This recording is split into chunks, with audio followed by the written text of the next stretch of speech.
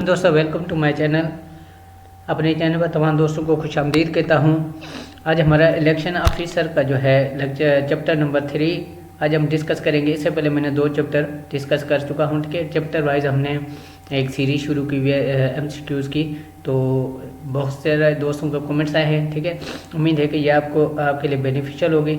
इस वीडियो में भी हम बहुत से इम्पोर्टेंट क्वेश्चन डिस्कस करेंगे। आज जो हमारा है लेक्चर वो बनेगा जी चैप्टर नंबर 3 के मतलब, और ये चैप्टर नंबर 3 है डिलिमिटेशन ऑफ कॉन्स्टिट्यूशंस। ठीक है, मैंने डिमार्केशन ऑफ डिस्ट्रिक्ट्स या पॉपुलेशन को कैसे मार्क आउट करेंगे या हल्का बंदी जिसको हम ज़बान में कहते हैं, तो वो कैसे की जाती है, तो इसके मतलब आज हम पढ़ेंगे। ठीक है, सबसे पहले यही होता है कि सबसे पहले आपने उस सेक्शन को याद करना होता है कि ये जो चीज़ है या ये जो मखसूस हमारे पास एक टॉपिक है वो किस सेक्शन से रिलेट करता है इलेक्शन एक्ट 2017 के।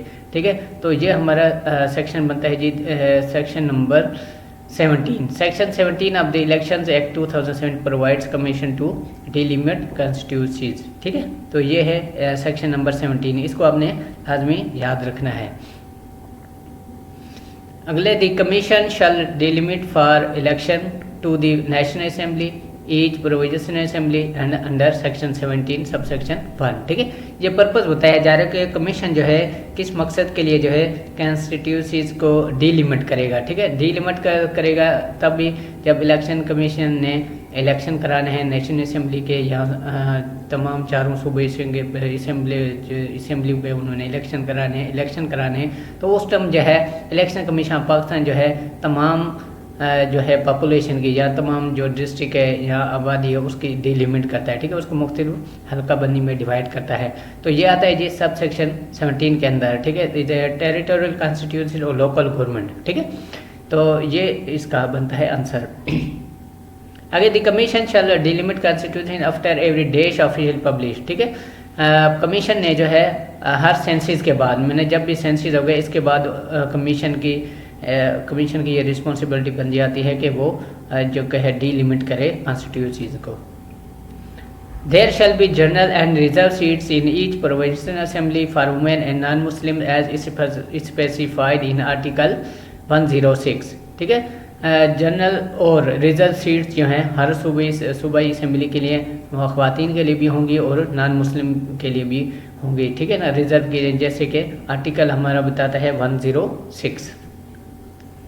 The election to the National Assembly, the Commission shall divide each province into as many separate as the number of general seats allocated to that province in Article 51। ठीक है, article 51 कहता है सूबों को जितनी भी सीटें दी जाती हैं, ठीक है, नेशनल असेंबली के लिए, तो वो तमाम जो है सीटें जो है इलेक्शंस के पर्पस के लिए उनको टेरिटोरियल कॉन्स्टिट्यूशन में कन्वर्ट किया जाएगा तमाम सूबों को। ठीक है ना, टेरिटोरियल कॉन्स्टिट्यूशन में डिवाइड किया जाएगा जब नेशनल असेंबली के इलेक्शन होंगे। ठीक है, तो सूबों को जितनी सीटें दी होगी जनरल सीटें, इतनी ही टेरिटोरियल कॉन्स्टिट्यूशन में वो सूबा डिवाइड कर दिया जाएगा नेशनल असेंबली के इलेक्शन के लिए।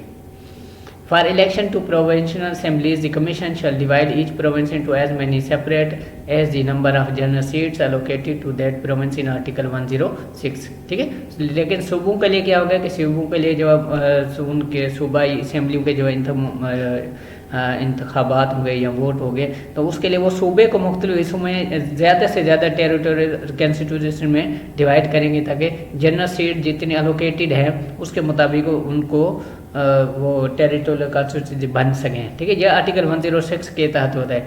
जितनी भी इंपॉर्टेंट कुछ चीज़ें हैं उनको मैंने हाईलाइट किया हुआ है। जैसे प्रोविंशियल असेंबलीज हो गया, उससे पहले नेशनल असेंबली था। इसी तरह प्रोविंस को डिवाइड किया जाता है, उधर भी प्रोविंस को डिवाइड किया जाता है। ठीक है, तो वहाँ पे प्रोविंसेस को तो जो है टेरिटोरियल कॉन्स्टिट्यूशन में डिवाइड किया था, फिर प्रोविंसेस को सेपरेट किया जाता है बहुत सारी टेरिटोरियल कॉन्स्टिट्यूशन में आर्टिकल 106 के तहत।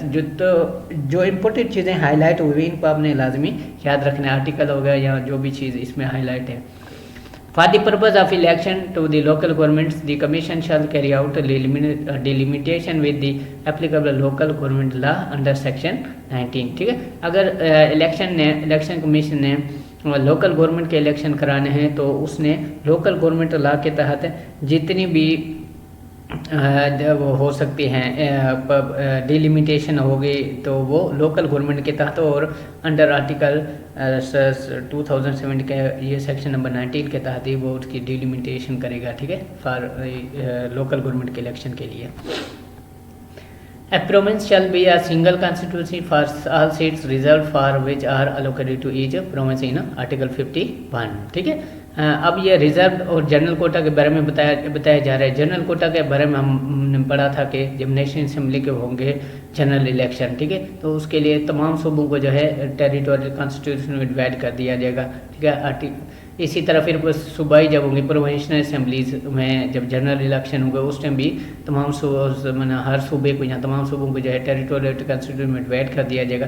लेकिन अब ये है रिजर्व सीट के मतलब कि अगर ये रिजर्व सीट आ जाती है वरना वुमेंस की या नॉन मुस्लिम की, जिस तरह हम अभी आगे पढ़ेंगे, तो इसके लिए क्या होगा कि एक सूबे को वो एक कॉन्स्टिट्यूंसी कंसिडर किया जाएगा। ये तमाम सूबा जो है इसके माने इस मखसूस सीट के लिए क्या होगा, वो एक कॉन्स्टिट्यूंसी कहलाएगा, ठीक है। वैसे तो सूबाई असेंबलीज के लिए हम क्या करते हैं, हर सूबे को डिफरेंट किस्म separate as many as constituency जितनी हो सकती है उसमें हम डिवाइड करेंगे। लेकिन जो है रिजर्व कोटा है जिस तरह वुमेन का है, तो इसके लिए पूरा सूबा जो वो एक कॉन्स्टिट्यूंसी कंसिडर किया जाएगा, ठीक है। Be a single constituency for also reserve for women which are allocated to each province in article 51, ठीक है। The constituency for also reserve for non Muslims in the National Assembly shall be the whole country under section 19 का subsection 3, ठीक है। इसी तरह जो reserve seat है for non Muslim के लिए फिर क्या होगा कि एक तमाम रिजर्व सीटें जो होंगी नेशनल असेंबली के लिए, तो फिर उनके लिए एक कॉन्स्टिट्यूंसी जो है वो पूरा पाकिस्तान कंसीडर किया जाएगा कि पूरा पाकिस्तान एक कॉन्स्टिट्यूंसी उनके लिए कंसीडर होगा कि पूरे पाकिस्तान से इनको कितनी सीटें हासिल होती हैं, क्योंकि ये नॉन मुस्लिम्स का कोटे से रिलेटेड है, तो इसको भी आप याद रख लें। Section 19 of the election act 2017 provides, ठीक है, ये डिलिमिटेशन ऑफ कॉन्स्टिट्यूंसीज, ठीक है। इससे पहले हमने सेक्शन नंबर 17 पढ़ा था, वो सेक्शन रिलेटेड था नेशनल असेंबली और प्रोविंशियल असेंबली के लिए, ठीक है। अब ये जो सेक्शन 19 है of the election act 2017 provides delimitation of constituencies, तो ये रिलेटेड है लोकल गवर्नमेंट से रिलेटेड, ठीक है। तो आपने इस सेक्शन में और उसमें फ़र्क रखना है, वो है सूबाई और नेशनल असेंबली के लिए, और सेक्शन नंबर 19 है, यह है लोकल गवर्नमेंट्स के लिए। Section 20 of the election act 2017 provide principles of delimitation, ठीक है, बहुत ही इंपॉर्टेंट पार्ट है इस सेक्शन, इसको आप याद रखेंगे। अगला मेरे पास all constituencies for general seats shall be delimit having regard to the distribution of देश in geographic compact areas under section 21 का सबसेक्शन 1, ठीक है। तो तमाम कॉन्स्टिट्यूंसी के जो है वो पॉपुलेशन के मुताबिक डिवाइड किया जाए, जियोग्राफिकली कम्पैक्ट एरिया के मुताबिक, ठीक है, पॉपुलेशन को डिवाइड किया जाएगा सेक्शन 21 के सबसेक्शन 1 के तहत।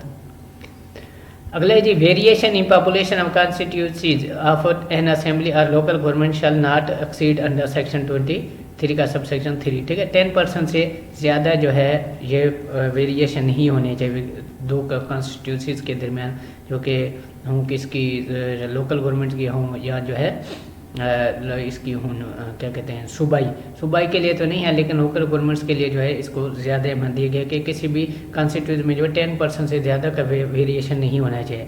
ऐसा नहीं है कि वन साइड जो है ना वो इसको डिमार्केशन की गई है कि किसी डिस्ट्रिक्ट में बहुत ज़्यादा वोटर्स हैं और किसी में है ही नहीं, ठीक है। तो ये हल्का बंदी करते हुए ये तमाम चीज़ें जो है कंसिडर की जाती हैं कि किसी भी कॉन्स्टिट्यूंसी की यहाँ किसी भी जो है क्या कहते हैं कि हल्के का वोटर्स जो है ना दूसरे से ज़्यादा नहीं होने चाहिए, ठीक है।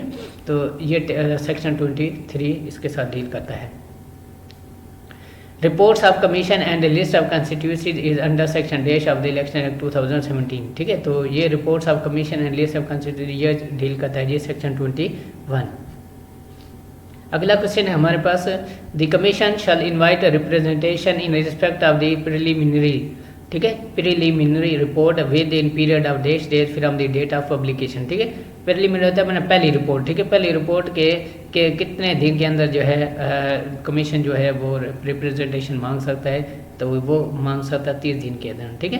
रिप्रेजेंटेशन का मतलब ये है कि कोई रिजर्वेशन किसी की आ जाती है, प्रिलिमिनरी रिपोर्ट ये होती है कि इलेक्टोरल रोल या जो है रजिस्ट्रेशन ऑफिसर ने इलेक्टोरल इशू कर दिया, ठीक है, उसमें कोई इसमें कोई चेंजिंग आ जाती है तो फिर कमीशन जो है वो रिप्रेजेंटेशन मांग सकता है कि इसमें किस किस्म की तब्दीली होनी चाहिए या क्या होना चाहिए, तो ये विद इन 30 डेज कर सकते हैं, ठीक है ना। रिप्रेजेंटेशन कमीशन जो है इनवाइट कर सकता है किसी भी पार्टी से या किसी भी शख्स से।